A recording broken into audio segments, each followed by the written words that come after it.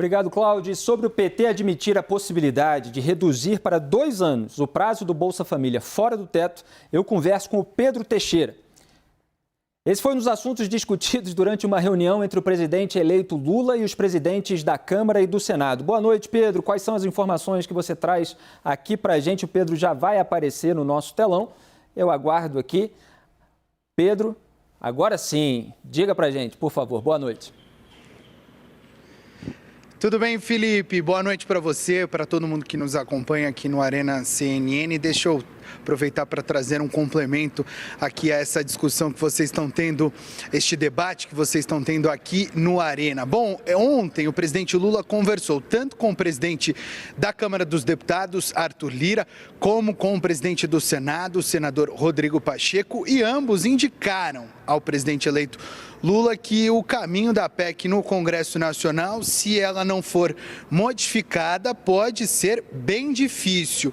E aí é justamente nestes 2 pontos, tanto o valor com relação ao espaço fiscal, como também o prazo para que o Bolsa Família fique fora do teto de gastos.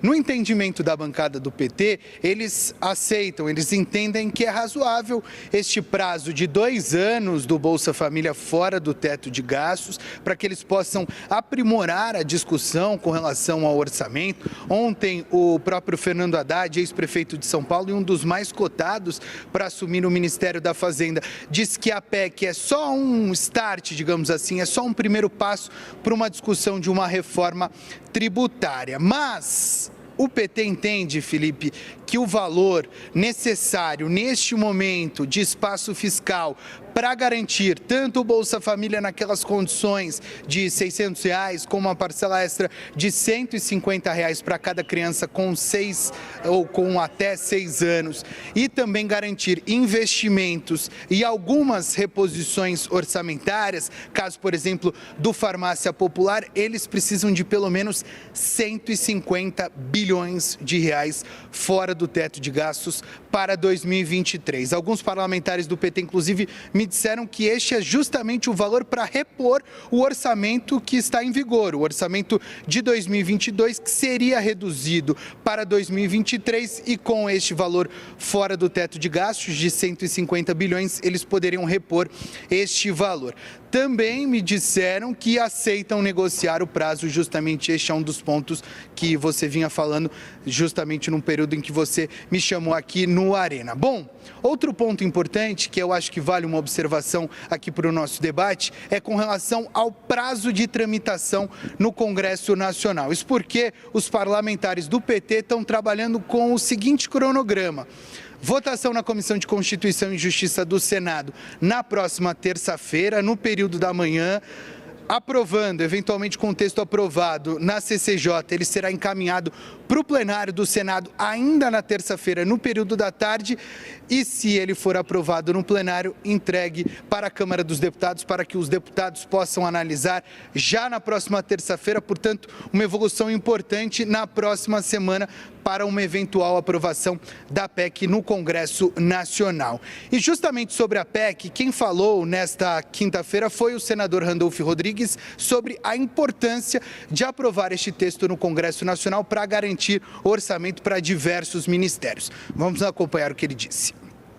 A Companhia de Desenvolvimento do Vale do São Francisco, a Codevasf, que no nosso entender foi desvirtuado seus objetivos fins, informa que são necessários 674 milhões a mais no orçamento do que o previsto no projeto de lei orçamentária para a conclusão de obras.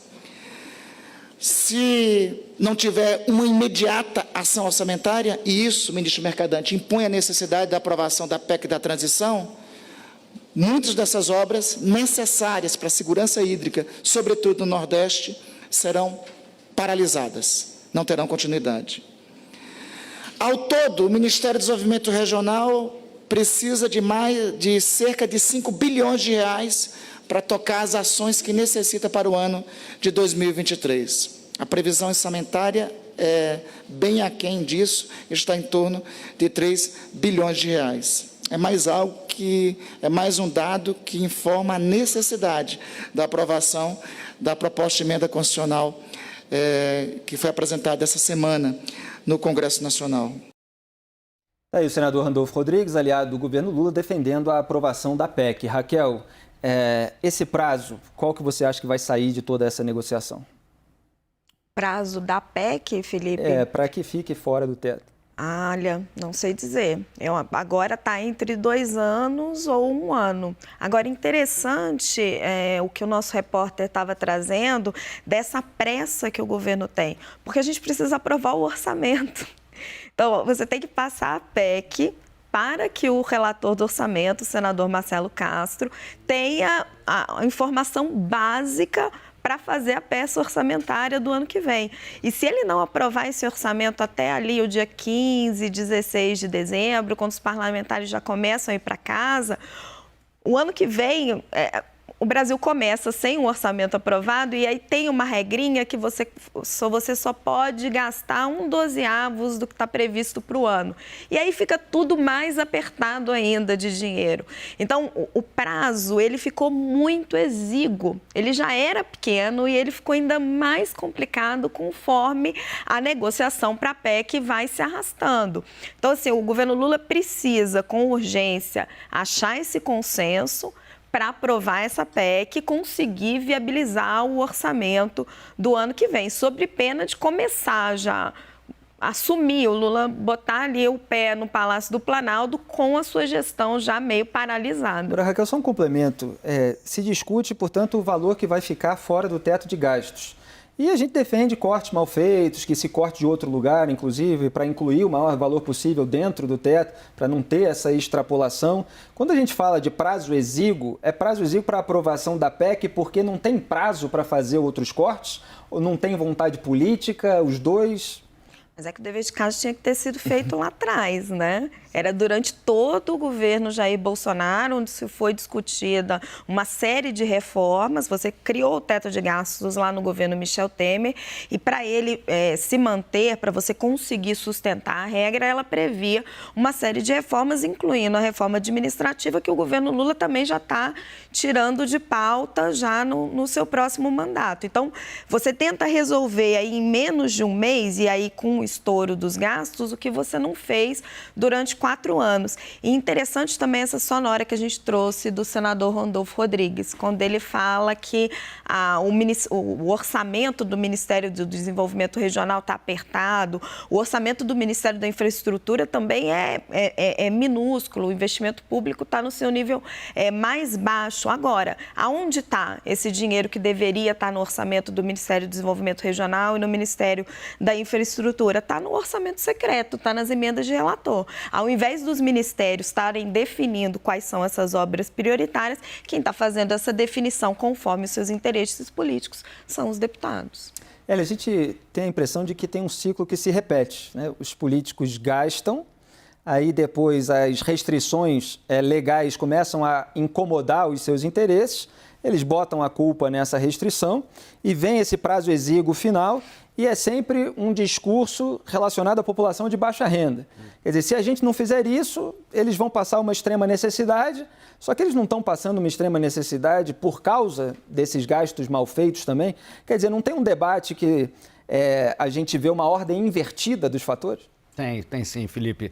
O nosso orçamento ele é extremamente rígido. Ele tem despesas obrigatórias e o poder discricionário do governo federal e do Congresso, nas suas emendas, é muito pequeno. Ninguém discute o redimensionamento dessas despesas obrigatórias. Tudo que está no orçamento é importante, porque passou pelo processo político. Mas tem coisas demais ali e muitos dinheiros carimbados. Esse é um problema muito grave que a gente tem no nosso orçamento, que a gente tem que discutir. O que ele está dizendo que está faltando, o Randolfo estava mencionando que estava faltando, já devia estar empenhado no orçamento, como a Raquel está falando. Se estava lá empenhado, tem que estar organizado. E o orçamento para o ano que vem vai subir aí cerca de 10% por força da regra do teto de gastos, que remunera a inflação, o orçamento do ano anterior. Então, o espaço tem. O que não ocorre é o que você está dizendo, Felipe, que é rediscutir como remanejar e dar prioridades ao que realmente importa. Não é o 0,2% do orçamento de despesas que estão sendo discutidas aqui. Ah, não, isso vai faltar, que é o que importa, na verdade. Tem espaço para ser rediscutido. É que ninguém quer olhar de fora e discutir as causas fundamentais de por que o orçamento está tão apertado, porque ele é enorme em termos de reais, de trilhões de reais, só que estão comprometidos com funcionários públicos, né, com educação, saúde, com previdência, mas ninguém quer discutir como fazer esse rearranjo para você priorizar quem você quer realmente priorizar. Cláudio, dá mais trabalho esse dever de casa? É mais duro, mexe com grupos de pressão? Quer dizer, por que isso não é feito ao longo do tempo para sobrar mais, inclusive, para a população de baixa renda, por meio desses programas de transferência de renda? Qual é a sua avaliação? Eu queria trazer para o nosso debate um dado que está passando batido no debate público de maneira geral e que eu acho que é importante a gente colocar uma lupa.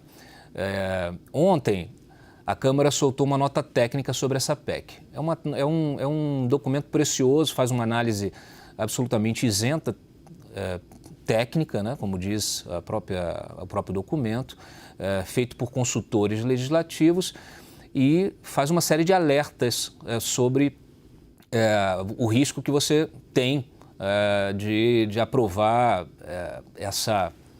esse valor de quase 198 bi, né, fora do teto. Qual é a malandragem dessa discussão, quer dizer, dessa proposta do PT? Porque quando você tira os 100 bi, né, dos R$400 do auxílio emergencial, do Auxílio Brasil, do Bolsa Família, quando você tira isso do teto, tira ali do orçamento, e você tira também esses outros valores que estavam previstos, inclusive os 150, valor de investimento, a nota técnica calcula em 129 bi o espaço orçamentário que se abre quando você tira esse dinheiro e joga fora do teto, joga para fora do teto. Significa o quê? Que para além da discussão do uso desses 198 bi fora do teto para esses programas sociais, para reajuste de salário, para uma série de outros benefícios, você está abrindo um espaço orçamentário de 129 bi, quase 130 bi. Para quê? Vão utilizar esse espaço orçamentário para quê? Aí você percebe claramente, já no discurso do Randolph e de outros integrantes aí do governo de transição, a intenção de falar, olha, está faltando dinheiro na minha pasta aqui. Está faltando dinheiro aqui no Ministério do Desenvolvimento Regional, está faltando aqui na infraestrutura, está faltando ali, sabe? Aí eles já começam a colocar uma discussão, já começam a tentar carimbar esses valores para dizer, olha, como que é necessário, para tentar convencer o Congresso que sim, como que é necessário fazer a aprovação dessa PEC do jeito que está para a gente abrir. E não se discute, como o Hélio bem mencionou, não se discute em nenhum momento um ajuste da máquina, né? Uma redução, um enxugamento da máquina pública. Ao contrário, o que se espera, né, de tudo que está sendo discutido no governo de transição é um aumento do gasto, um aumento do número de ministérios, um aumento da máquina, né, da estrutura administrativa, de maneira a comportar, inclusive, esse arco de alianças que elegeu Lula, né, os interesses políticos que estão embarcados nesse amplo arco de alianças, né, que elegeu Lula. O que eu estou sentindo, a minha apreciação em relação a tanto esse Congresso que está terminando e o próximo, e a gente vai ter uma renovação de mais ou menos uns 200 parlamentares, aquela sinalização que o Lira deu logo no dia da eleição, que ele aproveitou a vitória do Lula, já convocou um pronunciamento para dizer, não, estou reconhecendo aqui a vitória, mas ele trouxe, vamos dizer assim, ele trouxe o eixo de discussão política para ele, que é hoje da onde emana o poder em função de orçamento secreto, em função de tudo que está posto e desse Congresso reformista que vai tomar posse no ano que vem. Então, eles querem enviar para o mercado a sinalização de que, olha, se o governo que está entrando não tem responsabilidade fiscal, não tem responsabilidade com o país, no sentido de equilibrar a responsabilidade fiscal com a social, nós temos. Né? E isso é jogo político. Então, o Lula vai se desgastando, já vai assumir bastante desgastado e o Congresso ainda vai sair por cima.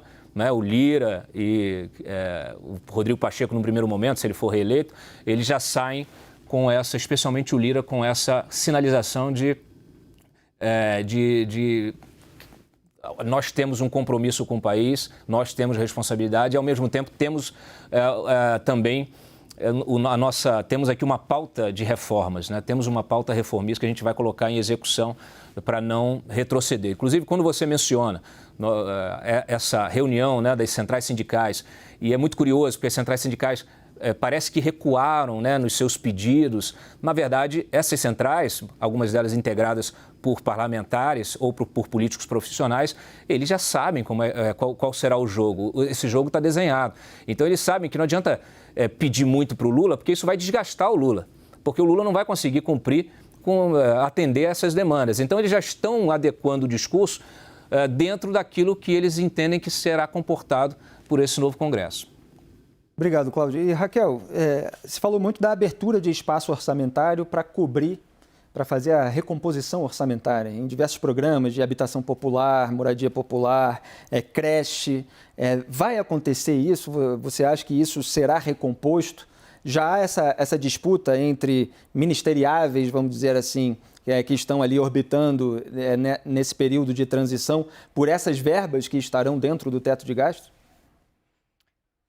Na verdade, Felipe, está tendo uma disputa entre o governo eleito e o governo atual para, uma vez que seja aberto um espaço dentro do teto de gastos, ele não fique, esse estouro no teto, ele não seja, não valha só para 2023, que ele também valha para 2022. Essa tem sido uma reclamação do ministro Paulo Guedes e da sua equipe, porque eles tiveram um estouro de gastos da Previdência e também da Lei Paulo Gustavo, dos gastos culturais que o Judiciário está obrigando eles a pagar, e nós estamos vendo esses sucessivos bloqueios de orçamento que já chegam a mais de 15 bilhões de reais, né?